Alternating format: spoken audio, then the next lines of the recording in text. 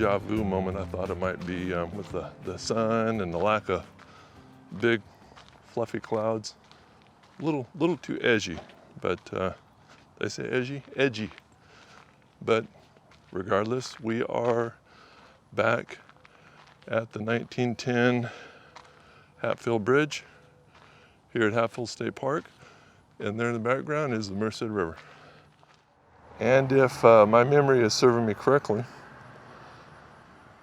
last time we were here in April, that sign right there, the water was maybe 6 to 12 inches beneath the sign on that post. And same over here.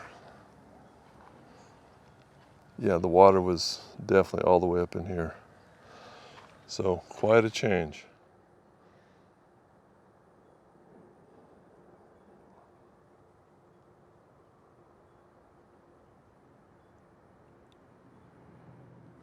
Yeah, the water was right beneath those trees over there.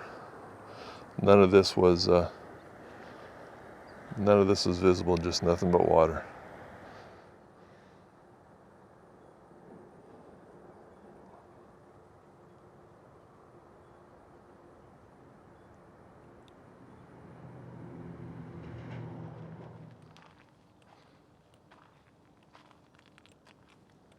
So it has been an interesting weather year here in California, to say the least.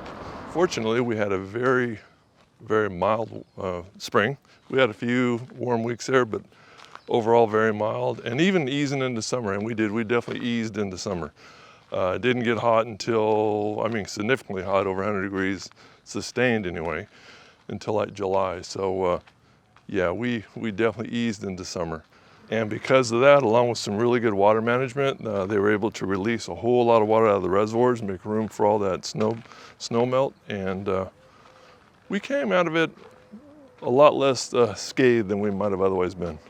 And while we were here in late April, that's what we were seeing, was with all this water flooding this area here, that's what we're seeing, is a major release making room for the snow melt. Yeah, I think at some point in that April video I was looking across here, this is the four-wheel drive club, their picnic and camping area. That was underwater. The picnic tables were not totally submerged. They were out, they were sticking out above the water a foot or two, but I'm look at this, look at these sandbars right here.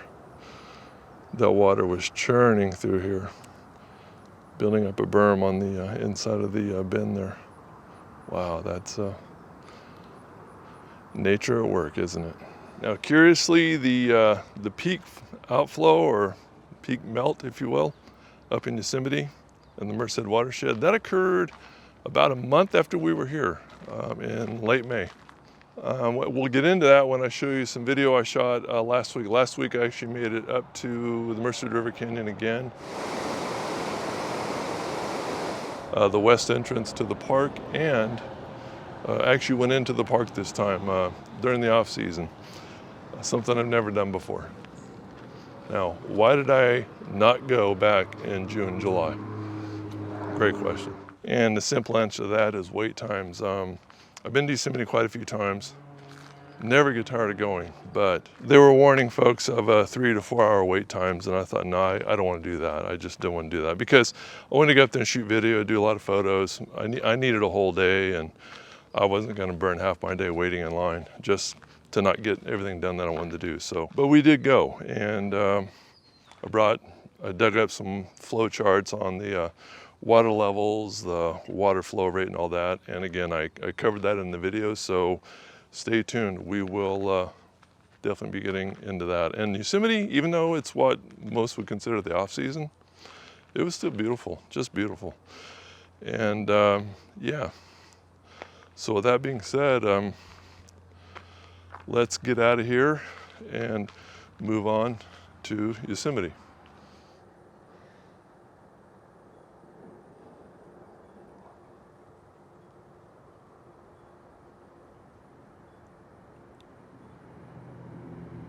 Now, prior to leaving, I wanted to put Louie in the air and just kind of have a look around to see how things look now compared to back in April. Wow, what a difference. So anyway, I think we got some good stuff. And yeah, Louie was showing out today. So have a look at this.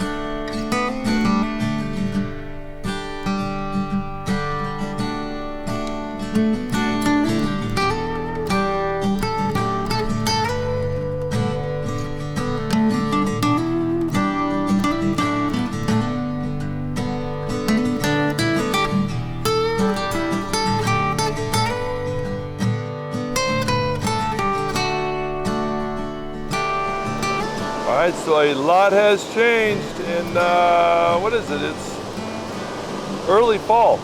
We're late August, almost into September. Last time we were here was late April. And yeah, a lot's changed. It's a whole lot hotter, that's for sure. But a whole lot less water than when we were here last time. All right, so looking down at this hotel, if you remember from my earlier video I took back in April, late April, the water level was probably about 3 feet. I'll put a clip of that in here so we can show you. Probably 3 or 4 feet from the top of that rock layer there on the right, protecting the hotel. It's a whole lot lower now. We're going to go over some water volumes here in a moment. So if you remember from my April video, late April video. The water was right at the top of this rock here, right in front of us.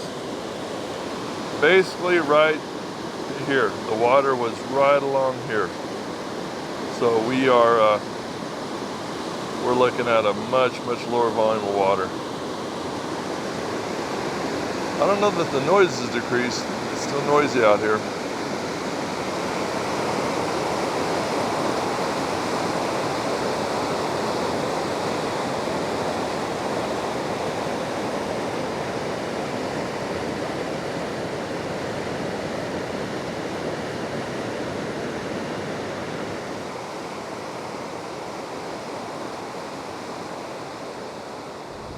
All right, there's something up here I didn't get to show you in my series on the Yosemite Valley Railroad. And there it is, right there, Arch Rock. And the story goes that the Yosemite Valley Railroad actually opened this up. If you can look at the top of it, you can see they've definitely done some chipping and grinding of that. A much smaller opening at one time. Basically, it's two giant pieces of granite leaning against each other. And the Yosemite Valley Railroad to make room for, make room and make this valley accessible to its charters, it had to open that up. So another little piece of Yosemite Valley Railroad history that I didn't get to show you before. So there it is. It's late August. We're in the last week of August, and there were literally two vehicles in front of me. I snapped a photo with my phone. I'll put that up here in a moment. So anyway, do I regret waiting? No, I don't. But it's definitely not. But it's interesting. This place for Yosemite National Park, it's like a ghost town compared to what it normally is up here. So this is fascinating. Looking forward to this. Well, I am just blown away by how quiet it is up here. Now, if Yosemite has an off season, which I guess it does, this would definitely be it. Where, again, like I said before, it's late August. The majority of the snowpack is melted. It's the river, we'll go over the numbers in a moment, but the river's way down compared to what it was. The kids are back in school. People are coming up here this time of year. They want to come up early summer, late spring to see the waterfalls. When everything's at its greenest, or come up in the winter when the valley's still blanketed in snow and the trees are covered in snow. And those times of year, it's gorgeous up here, absolutely gorgeous. So we have none of that now. The water's way down. There's no snow. This is definitely the off season. But what kind of guy am I to come up here and show Yosemite at its worst? Not that its worst is bad. It's just it's definitely not at its peak glory. But we're going to check it out because this kind of ties in with it's kind of a little follow-up video for my late April video on the flooding. So let's see how this goes. But looking forward to this, man. We have the park almost to ourselves. At least that's what it looks like here. We'll see what happens when we get down to the valley floor.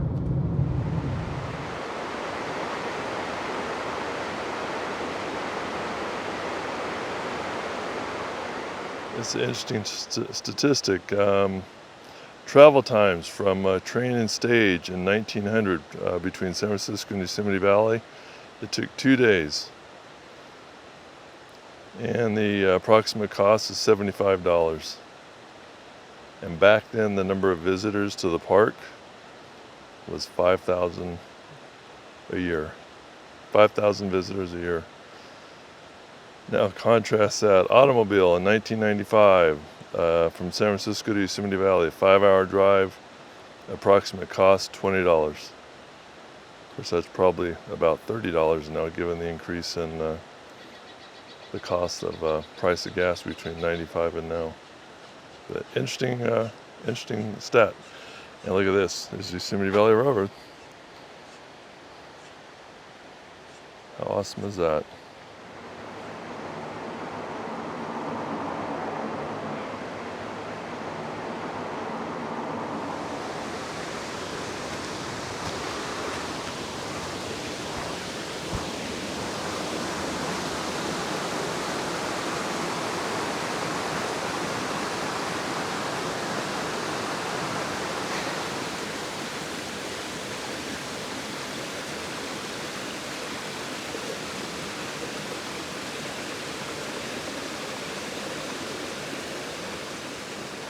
So what I'm looking for here today is some evidence of just how high the water flow was. And again, this is just one. In fact, I've got to find out what waterfall this is up here. We're probably just a few miles in past the entrance on the western entrance on 140. So up here, I don't know if it shows up on camera, you can see some brush caught up in the trees up about this level here. And then if you come over here, you can see in the background there's a branch of a tree there. More evidence here. So the water level may have actually been higher, who knows, and it just settled here when the water level dropped. But when you look at where we're at now, yeah, this thing was moving. It was moving. Again, we're going to get into some numbers here in a little bit.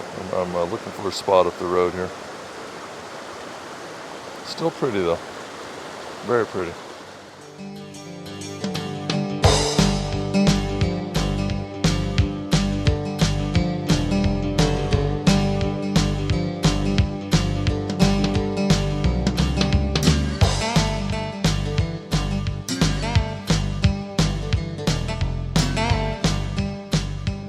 So here my little inner nerd comes out for a moment.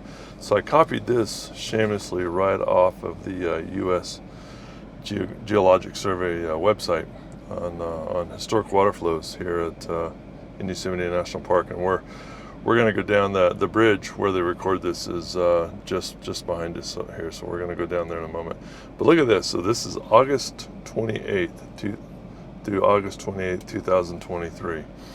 So on this recording here, this is April 29. This is when I was up here for my first video on the river flooding. And at that time, the water level at this bridge would have been 9 feet, just barely over 9 feet. But look at the flow rate, 5,390 cubic feet per second. At the peak, would have been on May 22nd, 2023. And look at the flow rate difference here, 9,280 feet. So that's roughly, just doing the math in my head, that's about a 70% increase in flow rate in maybe 30 days.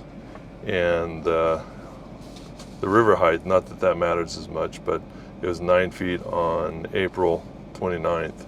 11.5 feet on May 22nd. So I just find that fascinating that again, a 70% increase in flow rate. And what's interesting to me too is that if you look how it tapers off the remainder of, and again, this is May 22nd, so we're right near the end of roughly the last month of spring. We hadn't even got to summer yet. By summer, which would be roughly in here, we'd already declined down to almost the level we saw when we were here in late April. So interesting stuff. So let's go see if we can see any evidence of that.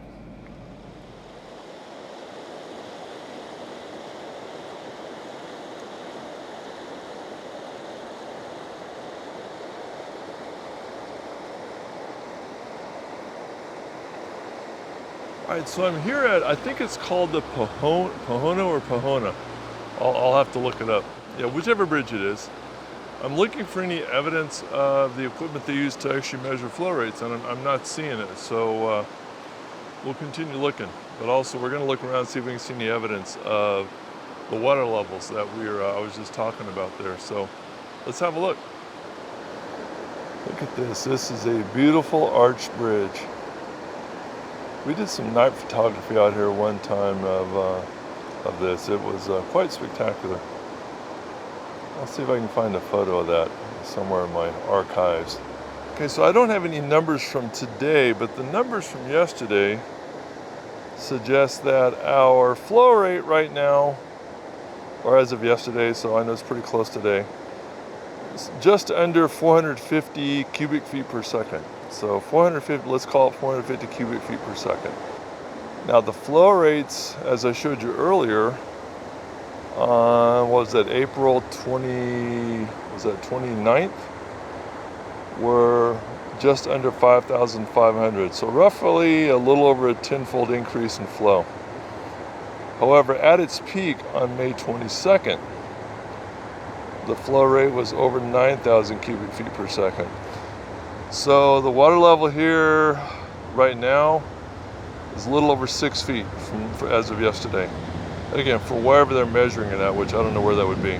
So you can imagine where we're at now. Add another 5 to 6 feet to that, which is about the height to me. And I'm standing, actually I'm right a little over 6 feet. So you're looking probably roughly, water level would be right about here, if it's at 9 feet.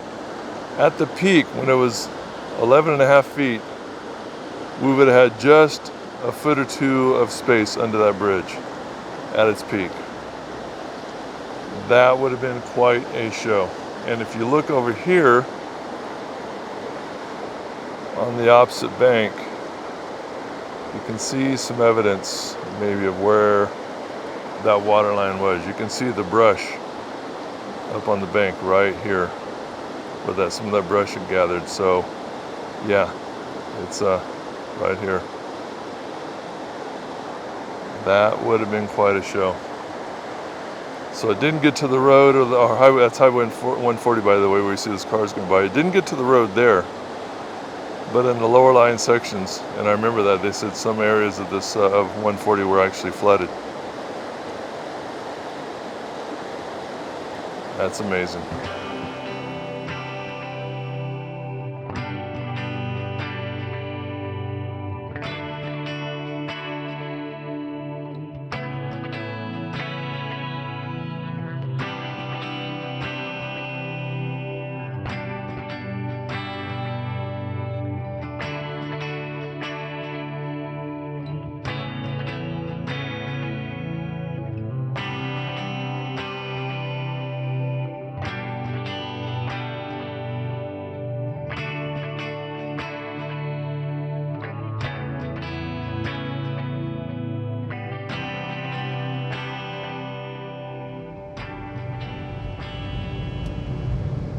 Oh, by the way, this is the Pohono Tunnel.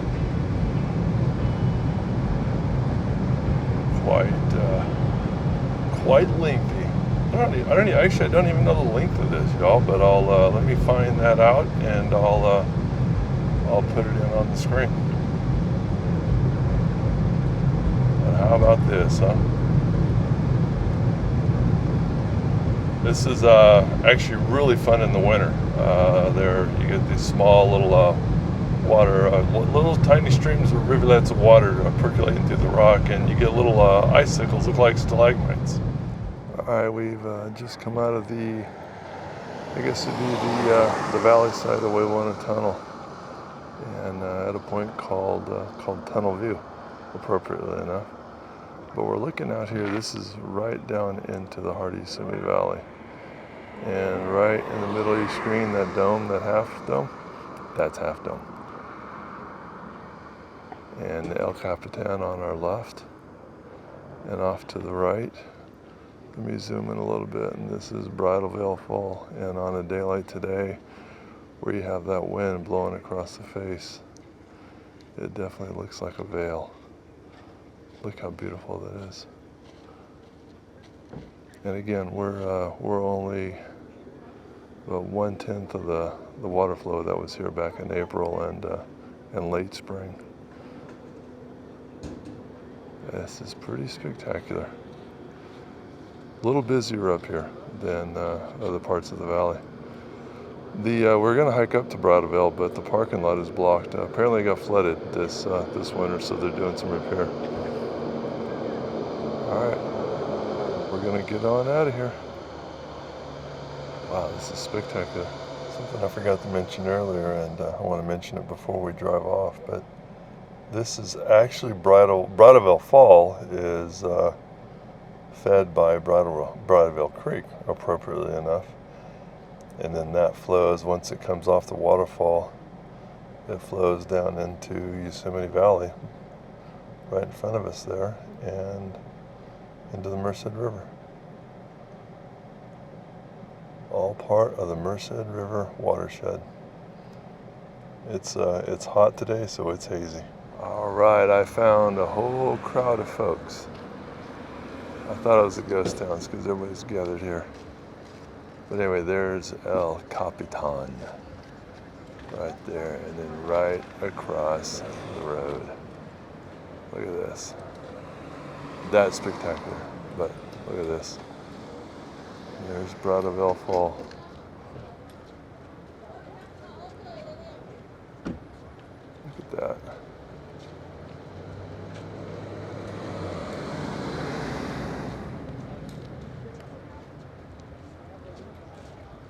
That is something else. By the way, here's an interesting little geologic fun fact. Bridalveil Fall is what they call a hanging waterfall, simply because when the glaciers came through, they carved this canyon and left a sheer cliff face. So basically, the small river valley or creek valley that Bridalveil Creek runs through, it's a valley, but now it's hanging up on the cliff face, hence the name Hanging Valley. All right, it's busy here, noisy. We're gonna move on. All right, we've come a little farther east or upstream along the Merced River here in the valley. And this is a beautiful, beautiful area.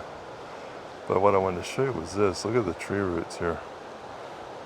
I mean, those floods were just scrubbing the ground here. Just exposing all these roots. Look at all the soil that was removed.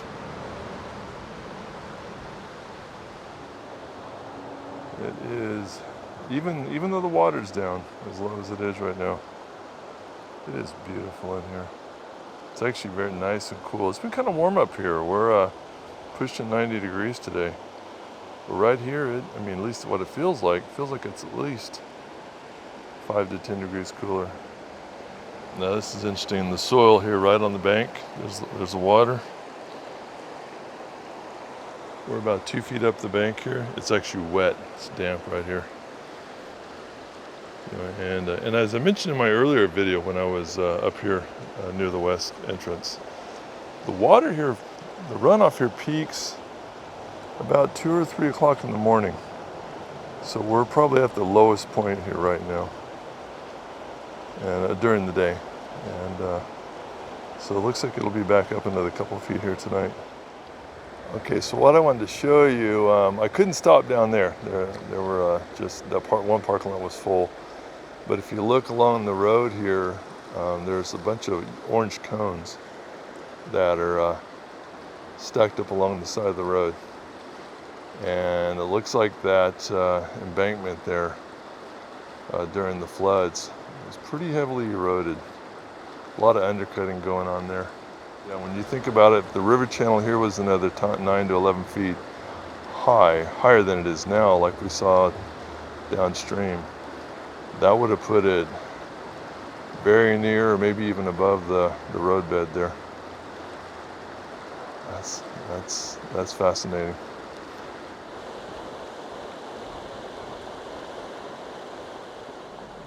Yosemite Falls, and what really got my attention though is look at the valley floor here. All this wild grass. It's so green out here. This is the widest part of Yosemite Valley right here, which makes a really spectacular foreground for the falls itself. And the lower falls are obscured behind the tree line here. But yeah, definitely not at full flow. Definitely not at full flow.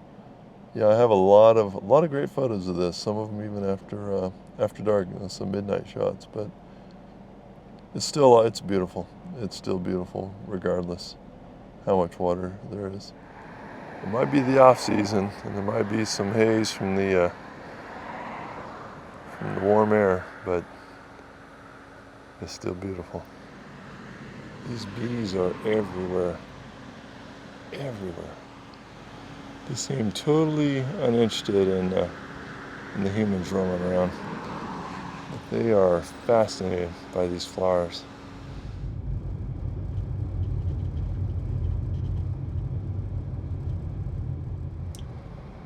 But look at the hotel. Is that spectacular or what? Wow, what a place. I gotta bring Kelly up here. We gotta spend a weekend up here.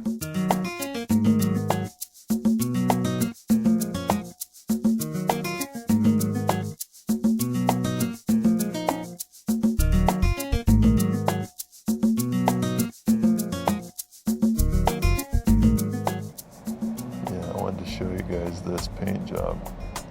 Far out, huh? Wow. If you can't see that going down the road, you're really not paying attention. Even in early fall, without all the snow and rain, it's still pretty beautiful out here. That is spectacular. Wow. This is kind of cool. This actually shows you how a hanging valley is formed. So here's what the valley was like during the glaciers, and then the glaciers carved away the face of the mountains there where Bridalveil Fall is. And that's what we have today.